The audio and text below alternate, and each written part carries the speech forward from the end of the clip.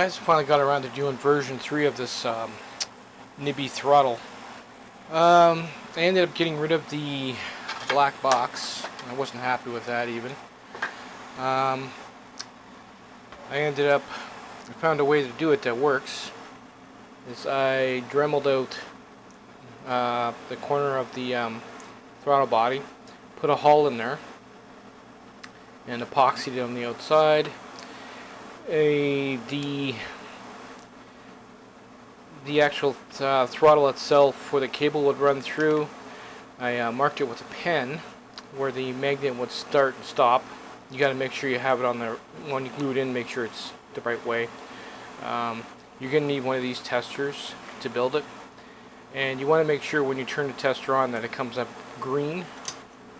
That means that's the end you want to start with, and then when it goes to red, that's the end, beginning and the end.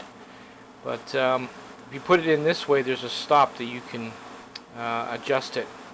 Once you drill the hole, you're gonna have to make sure when you drill this hole that it's right above the magnet. But I ended up dremeling out the groove until I could just basically set the magnet in there, and then I glued it in.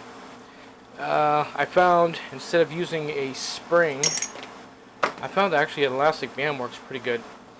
If you put the elastic band through the loop and stick a screw through it, the elastic band will go into the groove, and so from here to here it's just sitting in the case. It's not touching anything, so it'll last quite a while stretching like that, and it's very smooth, so I left it like that.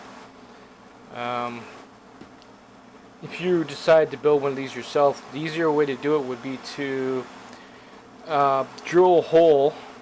Make sure you line it up where you know where the magnet's going to be. Drill the hole, put a piece of tape on the inside, and take your hull and bend it so the head that reads the magnet is facing down. Stick it to the tape in the middle, and then fill the void with epoxy. And when it sets, all you'll have is the pins coming out, and you'll basically have the same setup I have here. Anyway, I'll show you that it works. It actually worked quite well. I'm looking forward to putting it on the bike and testing it. So you can see I got the green light. It's not working very good because I got screws out, but there you go.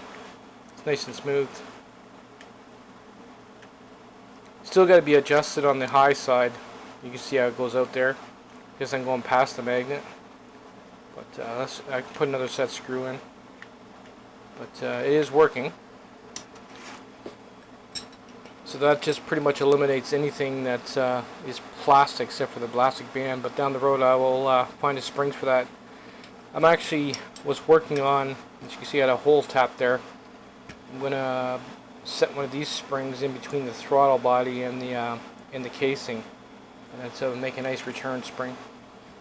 But that's how far I got in this one. This one here I'm going to try the drilling of the hole with the tape on the inside and epoxy. It'll be a little bit more neater than this.